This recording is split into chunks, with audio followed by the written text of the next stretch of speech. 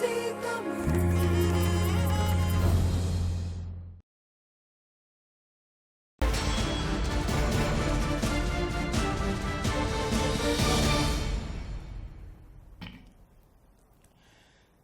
பின்பு மீண்டும் முரண்முடிவு நிகழ்ச்சியோடு உங்களை இணைத்துக் கொள்கின்றோம் என்பவர்களே. இன்றைய முரண்முடிவு நிகழ்ச்சியில் இந்த 11 வயது பிள்ளைகள் எங்களுடைய விழாக்கள் கொண்டாட்டங்கள் இதுவற்றிற்கு செல்வதற்கு பல சாட்டுப்போக்களை சொல்லி ஒதுங்கிக் கொள்கிறார்கள், அல்லது அவர்கள் சாட்டுப்போக்கி சொல்லி ஒதுங்கிக் கொள்கின்ற அந்த விடயத்தை மிக பெருமையாக மற்றவர்களிடம் பறைசாற்றக்கூடிய பெற்றோர்களை கொண்டவர்களாக நாங்கள் இருக்கின்றோம். இதனாலே எங்களுடைய இனம் சார்ந்தவர்களுக்கு ஒரு உறவு முறை வளர்வதிலே, ஒரு அறிமுகம் தொடர்வதிலே பல சிக்கல்கள் இருக்கின்றது என்பதை பற்றி தான் நாங்கள் பேசிக்கொண்டிருக்கிறோம். அதற்கு பல காரணங்களை 2 பக்கம் இருந்து பேசினார்கள். அமரநாத் ஒரு பக்கம் இருந்து பேசினார், குமாரநாயகம் இன்னொரு பக்கத்திலிருந்து பேசுகின்றார். முன்பின் தெரியாதவர்களிடம் பிள்ளைகள் செல்வதற்கு கொஞ்சம் கூச்சப்படுவார்கள். எனவே பெற்றோர்கள் எவ்வளவு தூரம் இந்த குடும்ப உறவுகளை வைத்துக் கொள்கின்றோம் அல்லது நட்புகளை இல்லங்களுக்குள்ளே வளர்த்துக் கொள்கின்றோமோ அந்த அடிப்படையில் தான் பிள்ளைகளுடைய இந்த தொற்றுதல் இருக்கும் என்ற கருத்துப்படும். அதிலே ஒரு ஆழமான கருத்து இருக்கின்றது. ஆனால் நடைமுறை சாத்தியத்துக்கு என்ன செய்யலாம் என்பதை பற்றி நிறைய பேச வேண்டும். உங்களுடைய அனுபவம் உள்ளவர்கள் இருப்பீர்கள், பேசுங்கள். இப்பொழுது அழைப்பிலே ஒரு நேயர். வணக்கம். ஹலோ, வணக்கம். வணக்கம் சார், நான் ரவிசலத்திர பேசுகிறேன். வணக்கம் ரவிசலத்திரை, சொல்லுங்க. உங்கள் அனைவருக்கும் வணக்கத்தை கூறிக்கொண்டு உங்களூடாக ஐபிசி தமிழ் வானொலியின் 20வது ஆண்டு காவடி எடுத்து வைக்கின்ற அதற்கு வாழ்த்துக்களை கூறிக்கொண்டு, வடிவமுறையான இந்த முறையும் ஒரு சிந்திக்கப்பட வேண்டிய விஷயம் தான். இது இப்பொழுது நடந்து கொண்டுதான் இருக்கு. ஆனா இது ஒரு பிரச்சனை என்னன்னா, இப்ப அவருக்கு 60வது வயசு பர்த்டேக்கு தான் இவரை கூப்பிடுறேன், குடும்பத்தை கூப்பிட்டு இருக்கிறார். இப்ப அவர்கிட்ட 20 வயசு பிள்ளை இந்த பர்த்டேக்கு இவர் பிள்ளைய கூப்பிட்டான்னு சொன்னால் அதுல ஒரு நியாயம் இருக்கு.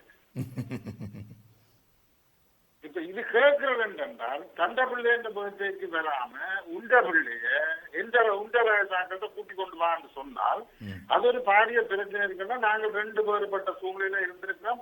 எங்கட ஊர்ல எங்களை இந்த வயசுல கூட்டி கொண்டு ஆட்ட வீட்டுக்கும் பர்த்டேக்கு சாமத்திய வீட்டுக்கும் இல்லாட்டி கல்யாண வீட்டுக்கும் போன வரும் போயில நாங்கள் அப்படி வாழ்ந்து வளர்க்கப்படுகிறது. போனது கிடையாது. நீ எங்கட வாழ்ல வெளிக்கிட்டு போ, அங்க வந்து சாதிக்கலாம்னு சொல்லி போட்டு போனதை தவிர சேர்ந்து போனது கிடையாது. அப்ப இங்க இன்னொரு பிரச்சனை இருக்கு. இந்த பிள்ளைகள், இளம் பிள்ளைகள் ஒரு 10-11 வயசு மட்டும் பூப்புனித நீராடலுக்கும் பர்த்டேக்கும் வருவார்கள்.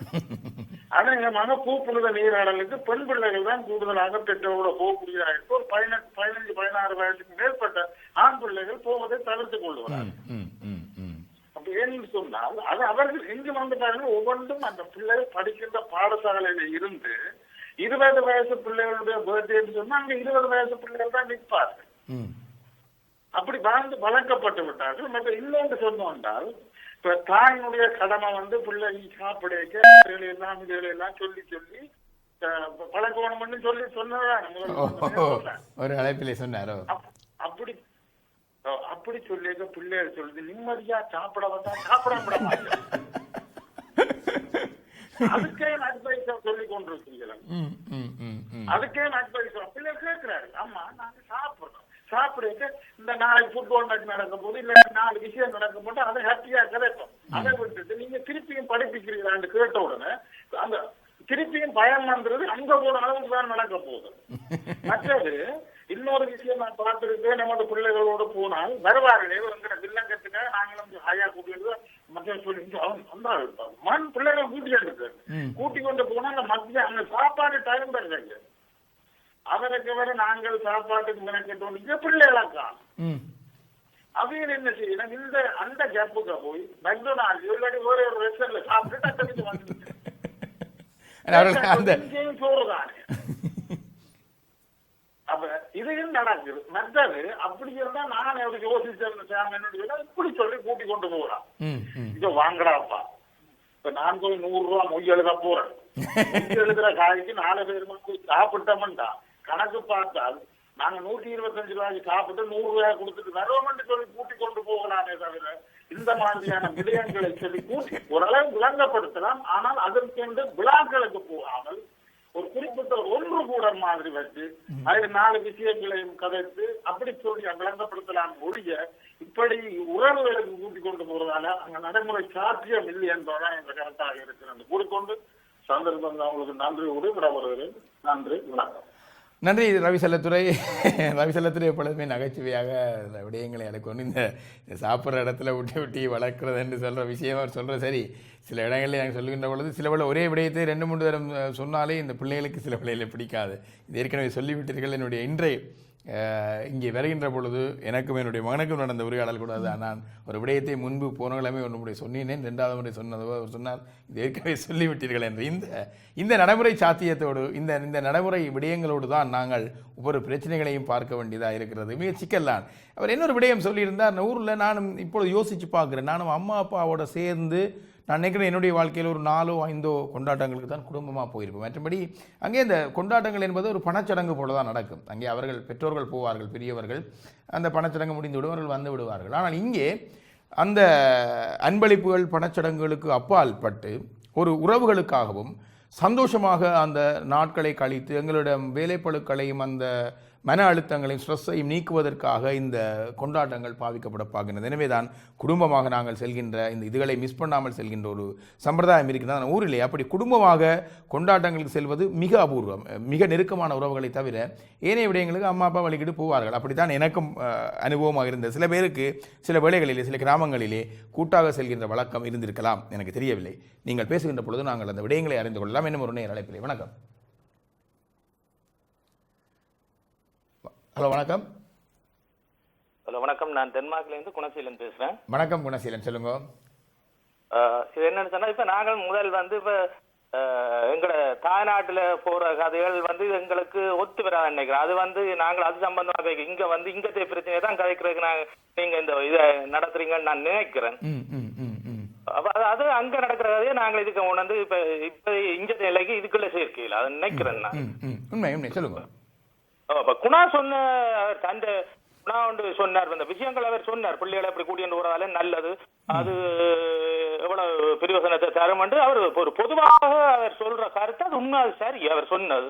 ஆனால் அவர்கிட்ட பர்த்டேக்கு வரையில்லை என்று சொல்றது மாதிரி பேசுறது மாதிரி கதைக்கிறது இந்த விஷயத்துல அதை விட்டால் அதை விட வேணும். ஆனால் அவர் உண்மையிலே சொன்ன விஷயங்கள் சரி, அதை நாங்கள் எடுத்துக்கொள்ள இருக்கு. ஆனா இவ 2 பேரும் நல்ல ஃப்ரெண்ட்ஸா இல்லாட்டி சும்மா சாதாரண இடத்துல கண்டு கதைச்ச கொண்டு எனக்கு தெரியல இவள்.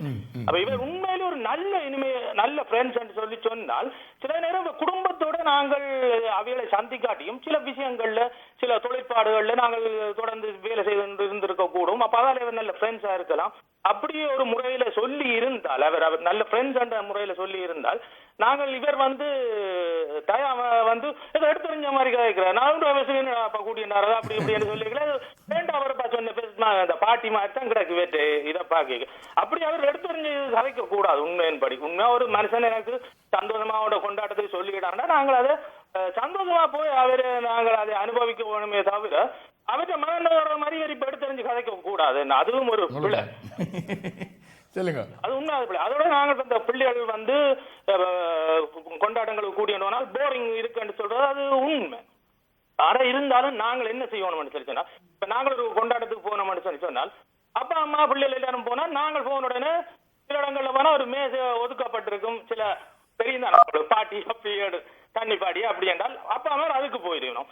அம்மா அம்மா தங்களோட ஃப்ரெண்ட்ஸ் அங்க காணும் கூடுதலா கண்ட உடனே போய் கதைச்சு கொண்டிருக்கணும். பிள்ளைகளை பற்றி யோசிக்கிறதுல பிள்ளைகள் எனக்கு 3 பிள்ளைனா தங்களோட வகையிலேயே இருந்து கொள்ளுங்கள் என்ன. அப்ப அதுதான் அவைக்கு போரிங். அதை நாங்கள் உணர்ந்து கொண்டு ஒரு பாட்டிக்கு நாங்கள் போறோம் என்று சொல்லி சொன்னால் பிள்ளைகள் தெரியாத ஆக்கள் என்றாலும் நாங்கள் கூடுதலா அந்த மேசையில நாங்கள் பிள்ளைகளோட இருக்கணும். பிள்ளைகளோட இருந்து பிள்ளைகள் அந்த கொண்டாட்டங்கள் என்னென்ன நடக்குது, நல்லது கெட்டது எல்லாம் கதைக்கலாம். வேண்டாம் இது எங்களோட பாரம்பரியம், எங்களோட பண்பாடுகளை பற்றி கொண்டாடுறது, 4 பேர் சந்திக்கிற இடங்கள், இதோட பற்றி நாங்க விளங்கப்படுத்தலாம். அப்ப பிள்ளைகளுக்கும் நல்லது கெட்டது எங்கேயும் நடக்கும். இப்படி ஒரு கொண்டாட்டத்துக்கு போனாலும் நடக்கும், கோயில்ல நடக்கும், எங்கேயும் நல்லது கெட்டது இருக்கும். அது நாங்கள் எடுத்துக்கொள்ற விதத்தை பொறுத்து நல்லது கன்னடத்தை எடுக்கலாம், நல்ல விஷயங்கள். அப்ப அந்த பிள்ளைகளுக்கு நாங்கள் அதை பற்றி கதைச்சு எங்களோட இதோட விளங்கப்படுத்தி கொண்டு இருந்தா அந்த கொண்டாட்டம் டைம் நாங்க கதைப்போம். பாத்தீங்களா அங்க நடந்தது என்னென்ன விஷயங்கள், அந்த பெற்றார் அந்த கொண்டாட்டம் நடத்தின பிள்ளைகளை பாத்தீங்களா, இந்த மாதிரி அந்த அப்பா அம்மாவுக்கு இவ்வளவு இதுகளை செய்யுதுகள், என்ன நல்ல பிள்ளைகளா இருக்குது, அதுல எல்லாம் நாங்க பகிர்ந்து கொள்ளக்கூடிய சில விஷயம் நல்ல விஷயங்கள் எல்லாம் எடுக்கலாம். சில நேரம் அந்த பிள்ளைகள் அந்த அங்க நடைமுறை சரியில்லை என்று சொன்னால் அதை நாங்கள் எங்களோட வீட்டுல விளங்கப்படுத்தலாம். என்ன பாத்தீங்களா அந்த பிள்ளை சும்மா கொண்டாடணும் சும்மா கொண்டாடினவே ஒழிய ஒரு 4 பேரை கூப்பிட்டு மரியாதையா நடத்தையில கொள்ளையில அந்த விஷயங்கள் எல்லாம் எங்களோட பிள்ளைகளுக்கு நாங்கள் அதை வடிவா எல்லாம் விளங்கப்படுத்தலாம். இந்த கொண்டாட்டங்கள் வந்து எங்களுக்கு டைம் இருந்தால் எங்கட பிள்ளைகளை நாங்கள் எல்லாத்துக்கும் நாங்க கூட்டிட்டு போக முடியாது. என்ன முக்கியமான சில பிள்ளைகளுக்கு சில பேர் அதுல சொன்ன மாதிரி சில பேர் இதுக்கு நாங்க சொல்லுவோம் சரியில்லப்பா இந்த அப்பா இந்த பெஸ்ட் ஃப்ரெண்ட் இந்த கொண்டாட்டத்துக்கு நாங்க போகணும். அப்பதான் நாளைக்கு நீங்கள் அம்மா மாதிரியும் சொல்லணும் என்ன பத்திரிகையாக போக இல்லாம நீங்க வீட்டுல இருந்துருவீங்க, நாங்கள்லாம் நாளைக்கு வெளியில போய் 4 பேரோட கதைக்கிறோம். நாங்கள் கொண்டாட்டத்துக்கு போக இல்லைன்னு சொன்னால் அது நாளைக்கான ஒரு மாதிரி இருக்கும். அப்படி எல்லாத்தையும் கொஞ்சம் சிந்திச்சு நாங்கள் இந்த கொண்டாட்டங்கள் போய் கொண்டாட்டங்கள் சொல்றவையும் நாங்கள் மகிழ்ச்சி படுத்தி ஆனா நாங்களும் மகிழலாம். நாங்க போனா சொன்னதுக்காக தான் போறதுன்னு போனால் அது எங்களுக்கு இப்போ தரித்திரமாக தான் இருக்கும். அவர் சொல்லிட்டார் இது நாங்களும் இந்த பாட்டியில சந்தோஷம் அடையலாம் என்ற ஒரு ரீதியில நாங்கள் குணசீலன் நாங்கள் புரிந்து கொண்ட ஒரு விடயம். குணசீலன் சொன்னதிலே ஒரு உண்மை இருக்கின்றது. இந்த கொண்டாட்டங்களிலே போன 60 மேசைகள் போட்டிருப்பார்கள். அங்கே அப்பா சில வழியில் குடிபானங்கள் எடுப்பவராக இருந்தால் சென்று விடுவார், இல்லை தன்னுடைய நண்பர்களுடன் சென்று விடுவார். அம்மா அங்கே உள்ள ஏனைய பெண்களுடன் உரையாடுவார், பிள்ளைகள் அங்கே தனித்து விடப்படுவார். அவர் சொன்ன ஒரு அற்புதமான விடயம், எப்படி குடும்பத்துக்குள்ளே ஒரு நேரமாவது ஒன்றாக இருந்து உணவருந்த வேண்டும் என்று நாங்கள் சொல்கின்றோம். என உணவருந்துகின்ற பொழுதுதான் நிறைய உரையாடல்களுக்கான வாசல்கள் திறந்து விடுகின்றன. எனவே அந்த மேசையிலே பிள்ளைகள் புதியவர்கள், மற்றவர்கள் புதியவர்கள், பிள்ளைகளுக்கு நாங்கள் அருகிருந்து பிள்ளைகளுடன் ஒரு ஒத்துழைவாக இருக்க வேண்டும். அதைவிட நீங்கள் சென்று யாருடனும் கதைத்தால் அங்கே இந்த பிள்ளைகளை கொண்டு இது என்னுடைய மகன் என்னுடைய மகள் என்று அறிமுகம் செய்கின்ற பொழுது அங்கே உரையாடல் ஆரம்பிக்கின்றது. அந்த உரையாடல் ஆரம்பிக்கின்ற பொழுது குமரநாயம் சொன்ன அந்த விடயம் அங்கே உருவாகின்றது. அவர்கள் அதுக்கு பிறகு இன்னும் ஒரு பாட்டியிலே சந்திக்கின்ற பொழுது மிக நெருக்கமாக உரையாடுவார்கள். எனவே அந்த சந்தர்ப்பங்களை நாங்கள் தவற விடுகின்றோமா என்ற இன்னும் ஒரு கேள்வியை நேரடியாகவே குணசீலன் கேட்டு சென்றிருந்தார். எனவே ஒரு நேரை எடுக்கலாம் என்று நினைக்கின்றேன். ஹலோ, வணக்கம். வணக்கம். வணக்கம், யார் பேசுறீங்க? ஆனந்தன் கதைக்கிறோம். திரும்பவும் வணக்கம் ஆனந்தன், சொல்லுங்க. திரும்பவும் சொல்லுங்க. என்று சொன்னால் அந்த தாய் சாப்பாடு கொடுக்கும் பொழுது அந்த பிள்ளைகளுக்கு அறிவூட்டுறதை பற்றி நான் சொன்னேன். அதை இன்னொருத்தர் சொன்னார், சாப்பாடு சாப்பிட பிள்ளைகளுக்கு ஒரு அரியண்டம் இதுன்னு சொல்லி அந்த நேரம் அந்த சொன்னாத்தான் அந்த பிள்ளைகள் ஆறுதலா இருக்கு வீட்டை வந்து. மற்றும்படி ஆறுதலா இருக்கிறது வாய்ப்பில்லை இந்த உலக நாட்டில். அதைத்தான் சொல்ல வந்துடுறான். அதை சரியான முறையில சிந்திக்காமல் அவர் கதை சொல்லிட்டாரு நினைக்கிறேன். இங்கத்த சிச்சுவேஷன் சாப்பிட்டு கொண்டிருக்கதான் அன்றான் அதெல்லாம் எல்லாரும் ஒன்று கூடினோம். அப்பதான் அதை சொல்லி அந்த பிள்ளைகளுக்கு உணர வைக்கலாமன்ற ஒரு கருத்தை நான் சொன்னேன். அதை அவர் என்ன மாதிரி செவிப்படுத்தினாரோ எனக்கு அதை விளங்கவில்லை. நன்றி நன்றி. அது எங்களுடைய கருத்து. அவர் தன்னுடைய கருத்தை சொன்னால் ஒரு விடயம் நீங்கள் சொன்னதும் சரி. ஆனால் ஒரு விடயத்தை நாங்கள் சாப்பிடுகின்ற பொழுது எப்படி சொல்கின்றோம் என்பது, ஒரு கணவனிடம் கூட சாப்பிடுகின்ற பொழுது அடுத்த நாள் பிரச்சனையை பற்றி பேசினால் அவருக்கு சாப்பாடு இறங்காது. பிள்ளைகளிடம் அவர் சொல்வார்கள் இல்லை. அதே போல மனைவியும் வெளியிலிருந்து வந்தோடனே நாங்கள் சில கேள்விகளை கேட்டுவிட்டால் அங்கே குடும்ப உறவுகளுக்குள்ளே விரிசல் வந்துவிடும். எனவே எதை எங்கே எப்படி சொல்வது, இடம்பொருளவல் என்பதை போல அதை ஒரு உரையாடலாக நகர்த்த வேண்டுமே ஒழிய ஒரு போதனை போல நகர்த்தினால் அவர் சொன்ன பிரச்சனை வரும், உரையாடல் போல நகர்த்தினால் நீங்கள் சொன்ன விடயம் தெளிவாகின்றது என்பதுதான் நான் புரிந்து கொள்கின்றேன். அது அவரவர் அதை கையாளுகின்றவர்களுடைய ஆளுமையை பொறுத்த விடயம் என்று நான் பார்க்கின்றேன். எனவே ஒரு நேருடைய அழைப்பை நான் எடுக்கலாம் என்று நினைக்கின்றேன். வணக்கம். வணக்கம். அழைப்பிலே ஒருவர் இருந்தார், அவருடைய அழைப்பு இப்பொழுது அழைப்பில் இல்லை. சரி, இப்போ பல நேயர்கள் பலவிதமான கருத்துக்களை கூறியிருந்தார்கள், 2 விதமாகவும் பார்த்திருந்தார்கள். ஒன்று போதனை சார்ந்த அல்லது பிள்ளைக்கு இதை சொல்லி சொல்லி வளர்க்க வேண்டும் என்றது. என்னும் ஒரு இலை குணசீலன் சொன்னது போல அந்த கொண்டாட்ட களங்களுக்குள்ளே நாங்கள் பிள்ளைகளை எவ்விதமாக மற்றவர்களுக்கு அறிமுகம் செய்கின்றோம் அல்லது அவர்களுடன் எப்படி செலவழிக்கிறோம், அவர்கள் ஒரு தனிமையை அங்கே உணர்கின்ற பொழுது அடுத்தடுத்த விடயங்களுக்கு நகராமல் இருப்பார்கள். இந்த விடயங்களை வைத்துக்கொண்டு நீங்கள் எப்படி பார்க்குறீங்கள்? ஏதாவது புதிய தகவல்கள் உங்களுக்கு? திரு குணசீலன் சொன்ன கருத்தின்படி இப்போ நாங்கள் ஒரு பாட்டிக்கு போய் ஒரு டேபிள்லேயே ஃபேமிலியாக நாங்கள் இருந்து நாங்கள் பிள்ளைகளுக்கு ஏதோ அறிவுரை சொல்லி போட்டு வந்தால் பாட்டிக்கு போகிறதுலேயே ஒரு விதமான பிரயோஜனம் இல்லை. அதை வீட்டை வச்சே சொல்லிக் கொடுக்கலாம். பிள்ளைகளை நாங்கள் அவருடைய வயது பிள்ளைகளோடு நாங்கள் பழகுவதற்கு நாங்கள் சந்தர்ப்பத்தை ஏற்படுத்தி கொடுக்க வேண்டும். அதுதான் முக்கியம். அடுத்த முறை அந்த வீட்டுக்கு ஒரு பாட்டி நடக்கைகளை அவர்கள் வருவார்கள். ஒரே டேபிளில் ஃபேமிலியாக நாங்கள் இருந்துட்டு வாரதில் ஒரு விதமான பிரயோசனம் இல்லைன்னு தான் நினைக்கிறேன். இப்போ அவர் சொன்னதை போல இவர்கள் ஒவ்வொருவரும் தங்களுடைய நண்பர்களை தேடி போய்க்கல பிள்ளைகள் அவர்களுடன் கூட்டிக் கொண்டு எல்லா இடங்களுக்கும் போகிறதும் சாத்தியம் இல்லை இல்லையா? அவர்களுடைய வயதுக்கேற்ற பிள்ளைகளோடு அவர்களுடைய அறிமுகம் செய்து வைத்து விட்டால் இப்போ வெட்டிங் ரிசப்ஷன்கள் வைக்கல அப்படித்தான் செய்கிறார்கள். ஒத்து போகக்கூடிய பெரியாக்களை ஒரு டேபிளில் போகிறார்கள், ஒத்து போகக்கூடிய சின்னாக்களை அப்படித்தான் இப்போ இல்லை இல்லை அவர்களுக்கு அந்த 3 மணித்தியாலங்கள் 4 மணித்தியாலங்களும் ஒரு மிகப்பெரிய ஒரு யுத்தகலமாக மாறிவிடும். அதுதான் நான் வெளிப்படையாக கூற விரும்புகிறேன். யாரும் குறையாக எடுத்தாலும் பரவாயில்லை. பார்ட்டிகளுக்கு போகும்போது சில நேரம் பிள்ளைகள் டிசப்பியராக போயிடுவார்கள், காணாமல் போயிடுவார்கள். அவர்கள் ஃப்ரெண்ட்ஸோடு போய் கதைத்து கொண்டாடுவார்கள் சந்தோஷமாக. அதே மாதிரி நாங்களும் அப்படித்தான். சில வேளைகளில் நண்பர்கள் வந்தால், உங்களுக்கு தெரியும், விழாக்களுக்கு போகும்போது இருந்தால் போல காணலைன்னு மனைவிமார் சொல்கிறார்கள், ஓஹோ அங்கே தான் போயிட்டார்கள். இதெல்லாம் உண்மையாக நடக்கிற விஷயம். இதில் ஒரு ஒழிப்பு மரபு இல்லை சார். இல்லையா? ஆனபடியால் ஃப்ரெண்ட்லியாக பழகணும் பிள்ளைகளோட. நீங்கள் ஃப்ரெண்ட்லியாக பழகாட்டிலும் அதுக்கு விளைவுகள், அதுக்கேற்ற விளைவுகளும் வரும். ஸோ அதிலே ஒரு குறையும் இல்லை. பார்ட்டிக்கு போகவே என்ஜாய் பண்ணால் ஒரு ஃப்ரெண்ட்ஸ் வீட்டுக்கு போனால் இங்கே இருக்கலாது. வீட்டில் இருக்கும்போது நாங்கள் ஒரே மேசையில் இருந்து சாப்பிடலாம் என்பதுதான் என்ற கருத்து.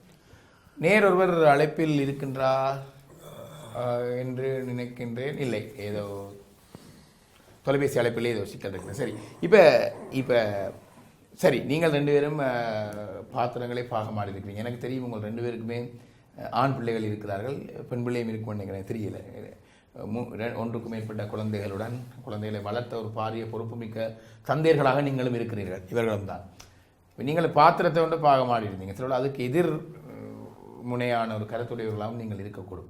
ரமேஷ், நான் கண்ணாடியை கலத்தி போட்டு ரமேஷா பொருங்கள். ஒரு நேர் அழைப்பில் இருக்கிறார், அவருடைய எடுத்து போட்டு நீண்ட நேரமாக இருக்கிறார். ஆனால் அழைப்பை உள்ளுக்கு எடுக்க முடியாத ஒரு தொழில்நுட்ப சிக்கல் இருந்தது. வணக்கம். ஹலோ, வணக்கம். வணக்கம், அழைப்பில் இருக்கிறீங்க, பேசுங்க. ஹலோ, வணக்கம். இல்லை, அவருடைய அழைப்பில் இல்லை. ரமேஷ் சொல்லுங்க. ரமேஷாவாரன் என்னென்னு சொன்னால், இந்த முக்கியமான விஷயம் என்னென்னு சொன்னால், நாங்கள் வந்து இப்போ சொல்கிறோம், இவற்றை பர்த்டேக்கு போனால் இவரை தெரியாதுன்னு சொல்லி கூட்டிட்டு போட்டி அங்கே 100-200 பேர் வர போயிடும். அதில் வாராக்கள் தெரியக்கூடிய ஆக்கள் இருந்தானே. இப்போ அந்த இடத்துல போனால் ஆக்கள் பார்த்து போல இருந்தானே. ஓகே, பர்த்டே இவரை தெரியாது கூட வராமல் இருக்கிறது சரியில்லைன்னு தெரியாது. எனக்கு வர்றாக்களையும் தெரிஞ்சாக்க அங்கே வரக்கூடாது. வாழ்வு என்பது தெரிந்தவர்களுடன் பழகுவது மட்டுமில்லை, புதிய மனிதர்களை தெரிந்து கொள்வது. எக்ஸாக்ட்லி. இப்போ வாராக்கள் பார்த்து ஒரு நாள் இப்போ பர்த்டே கூட்டிட்டு போனாலே, அது 50வது பர்த்டே இருந்தானே, 1வது பர்த்டே இருந்தானே, மற்றவர்கள் பெரிய 200 பேர் அங்கே வரையினம். அதில் ஒரு ஆளாக அவங்களுக்கு தெரியக்கூடியா இருக்கு. பட் தான் இந்த மாதிரி சொல்றது தான் கூட்டிட்டு போகலாம். உண்மையாக மகன் சொல்றது. ஆமாம், அப்படி சொல்லி உண்மையாக நடந்திருக்குது. இன்னொன்று நான் யதார்த்தத்தை இங்கே சொல்ல வரேன் என்றால், ஒரு எனக்கு தெரிய 2-3 கல்யாணங்கள் நிச்சயிக்கப்பட்டிருக்கின்றன. அது ஒரு யதார்த்தம். அதாவது இது கட்டாயம் உங்களுக்கு முக்கியம். இல்லாவிடில் இப்படி நாங்கள் செய்யாவிடில் பின்தங்கிய காலத்தில் எமது வேறு இனத்தவரை எமது பிள்ளைகள் திருமணம் செய்யக்கூடிய வாய்ப்புகள் அதிகரிக்கும். இவர்களுக்கு தங்கள் இனம் சார்ந்தாங்களோ தெரியாமல் வந்து அப்படி வந்து இது நிச்சயமாக நாங்கள் கஷ்டப்பட்டோ வற்புறுத்தியோ பிள்ளைகளை கூட்டிக் கொண்டு போகணும். எங்களுக்கு தெரியாதும் பரவாயில்ல, இவர் தெரியாதும் பரவாயில்ல, அங்கே வர 200 வேலை ஒரு தெரியாத நமக்கு தெரியும் வா என்று சொல்லி கூட்டிகிட்டு போய் புதிதாக தெரிந்து கொள்வது சொல்லும் பொழுது உங்களுடன் பாராரா அப்படி நான் செய்து கூட்டிகிட்டு போயிருந்துக்கிறேன். கூட்டிகிட்டு போய் இப்போ அவர் அப்பா சொன்னது எனக்கு அந்த ஃப்ரெண்டு தெரியும், இந்த ஃப்ரெண்டு தெரியும்னு சொல்லி மனைவி இந்த விடயத்தில் எப்படி பார்க்குறேன். மனைவி கொஞ்சம் பிள்ளைகளுக்கு படிப்புகள் இருக்குது அப்படி இருக்குன்னு சொல்லி கொஞ்சம் சொல்கிறதான். ஆனால் நான் இதை சொல்லிக்கொண்டு வரேன். என்னென்னு சொன்னால், எனக்கு தெரிந்த சில குடும்பங்களிலே வயது வந்து இன்னும் துணை இல்லாமல் இருக்கிறார்கள். இதற்கு மிகப்பெரிய காரணம் பெண்களும் சரி மிகப்பெரிய காரணம் வந்து இந்த கலாச்சாரம் சமூகத்துறவுகள் அது குறைவு. அருமையாக சொன்னார். அதான் நான் ஆரம்பத்தில் கூறியிருந்தேன் சார். முக்கியமாக இப்படியான போன்ற நேரங்களில் இப்படியான ஒரு நல்ல ஒரு சந்தர்ப்பம் கிடைக்கும். ஒரு மகளுக்கு கணவனை பார்ப்பதோ கணவனுக்கு மனைவியை பார்ப்பதோ என்றது நடந்திருக்குது. அதுக்கு ஒரு நல்ல சந்தர்ப்பம். இப்பொழுது எனக்கு தெரியும், இங்கே இருக்கின்ற குழந்தைகள் இந்த காதல் என்பதிலே மிக கவனமாக இருக்கிறார்கள். எனவே அதிகமான திருமணங்கள் இன்று பேச்சு திருமணங்களாக தான் இருக்கின்றது. ஆனால் பேசி பொருத்தமான ஒருவரை தெரிவு செய்வதிலே பெற்றோர்கள் நிறைய சிரமங்களை எதிர்நோக்குகின்றார்கள். ஒரு அமர்விலே நாங்கள் இதை பற்றி பேச வேண்டும் என்ற ஒரு கருப்பொருள் எங்களிடம் இருக்கின்றது. தொடர்ந்து பேசலாம்.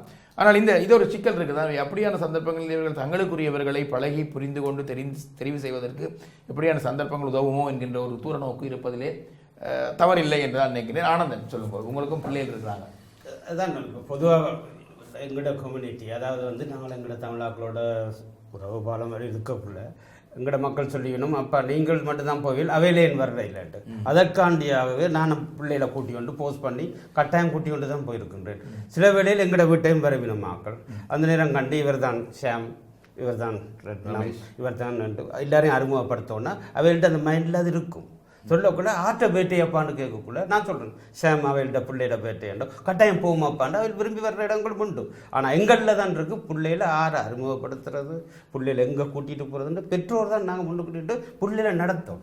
அதை விட்டுட்டு நான் நீ வரவியா வரமாட்டியா அப்போ நான் போகிறேன் அப்படி இல்லை. போஸ்ட் பண்ணி பிள்ளைகளை கொண்டு போனால் தான் எங்களோட கம்யூனிட்டியோ எங்களோட கல்ச்சர் எல்லாம் உண்டாந்து வாழக்கூடிய சந்தர்ப்பம் இருக்குது. நல்லது. நான் சொல்லுவேன், இதைத்தான் நான் சொல்லுவேன். இல்லை, நல்லது. இது உண்மையாகவே ஒவ்வொருவர் ஒவ்வொரு விதமாக ஒரு விடயத்தை பார்த்தா நான் நினைக்கிறேன் நாளை இந்த விதமான பார்வைகளிலே இந்த விடயங்கள் இருக்கிறது. ரமேஷ் இன்னும் ஒரு விதமான பார்வையை சொன்னார். இந்த நல்ல விடயம் அவருக்குத்தான் அழைத்தவருக்கு தான் 50வது பிறந்த நாள். அங்கே வருபவர்கள் எல்லாம் 50 வயதை சார்ந்தவர்கள் இல்லை. அதில் 200 பேர் வருவார்கள், 300 பேர் வருவார்கள். அதிலே இவர்களுக்கு தெரிந்தவர்கள் கூட இருப்பார்கள், அல்லது புதிய முகங்களை அறிமுகம் செய்வது. யாரையுமே சந்திக்காத பொழுது எவரைத்தான் நாங்கள் புதிதாக அறிமுகம் செய்து கொள்ள முடியும். எனவே இயன்றளவு மனிதர்களை சந்திக்கக்கூடிய, ஏனென்றால் நாங்கள் இன்று அதிகமானவர்கள் பெரியவர்களும் சரி சிறுவர்களும் சரி டிவைஸ் கல்ச்சருக்குள்ளே நாங்கள் இருக்கிறோம். டிவைஸ்களுடன் எங்களுடைய உறவுகளை வைத்திருக்கக்கூடிய, அக்கம் பக்கம் கடிவாளம் கட்டவிட்ட குதிரை போல பக்கத்தில் என்ன நடக்கிறது என்பதை கூட புரிந்து கொள்ள முடியாத மனித வர்க்கத்தை சார்ந்தவர்களாக இந்த இலத்திரனியல் உபகரணங்களுக்குள்ளே மூழ்கி கொண்டிருக்கக்கூடிய மிக ஆபத்தான காலகட்டத்துக்குள்ளே நிற்கின்றோம். எனவே இது எங்களுடைய சிறுவர்களுக்கும் இந்த நோய் வந்து கொண்டிருக்கின்றது. எனவே அருகில் இருப்பவனை சந்திப்பதற்கும் முகம் பார்த்து சிரிப்பதற்கும் ஒரு அளவலாவி பேசுவதற்கும் மனிதர் தெரிந்து கொள்வதற்குமான வாய்ப்புகள் அறிவிக்கொண்டு போகிற காலகட்டத்திலே, குறிப்பாக இந்த புலம்பெயர்ந்த நாடுகளிலே வாழக்கூடிய எங்களுடைய தமிழ் சமூகம் எங்களுடைய கொண்டாட்டங்களிலே இந்த குழந்தைகளை இயன்றளவுக்கு பங்கு பெற்று செய்வது முக்கியமான விடயம் என்றுதான் எல்லோருடைய கருத்துக்களிலேயும் துருத்தி நிற்கின்றது. ஆனால் அது எப்படி செய்வது, அதற்கு மூலோபாயமாக இருக்கக்கூடிய பிரச்சனைகள் என்ன என்பதைத்தான் நாங்கள் கலந்துரையாடினோம். நான் முதலே சொன்னதை போல முரண்களை இங்கே காட்டியிருக்கின்றோம். முடிவுகளை, தீர்மானங்களை உங்களுடைய வீட்டுக்குள்ளே உங்களுடைய பிள்ளைகளுடன் உங்களுடைய உறவுகளுடன் நீங்கள் எடுத்துக்கொள்ளுங்கள். நல்லது. மீண்டும் ஐபிசி தமிழ் தொலைக்காட்சி கூடாக இந்த நிகழ்விலே கலந்து கொண்டு கருத்துரைகளை வழங்கி இருக்கக்கூடிய நடராஜா அமர்நாத், குமார் நாயகம் மற்றும் கலைஞர்கள் ஆனந்தன், ரமேஷ் அனைவருக்கும் ஐபிசி தமிழ் தொலைக்காட்சியினுடைய நன்றிகளை தெரிவித்துக் கொண்டு மீண்டும் ஐபிசி தமிழ் வானொலியினுடைய 19வது ஆண்டை பூர்த்தி செய்து 20வது ஆண்டிலே காலடி எடுத்து வைத்திருக்கக்கூடிய மிக பெரிய பெருமைமிக்க இந்த தருணத்திலே இன்றைய நிகழ்ச்சியிலே இன்றைய நாளிலே கலந்து கொண்டதற்கு நானும் பெருமை அடைகின்றேன். இங்கே இருக்கின்றவர்களும் அந்த சந்தோஷத்தோடு பகிர்ந்து கொள்வார்கள் என்ற நம்பிக்கையோடு இதுவரை காலமும் ஐபிசி வானொலி மற்றும் தொலைக்காட்சிக்கு உங்கள் ஆதரவுகளை வழங்கிக் கொண்டிருக்கக்கூடிய அன்புறவுகள் உங்கள் அனைவருக்கும் எங்களுடைய நன்றிகளை தெரிவித்துக் கொண்டு விடைபெறுகின்றோம். அன்புறவுகளை மீண்டும் புதியதொரு வாரத்திலே புதியதொரு முரணும் முடிவு நிகழ்ச்சியோடு உங்களை சந்திப்போம். அதுவரை உங்களிடம் விடைபெற்றுக் கொள்ளும் சாம் பிரதீபன். நன்றி உறவுகளே. நன்றி சார்.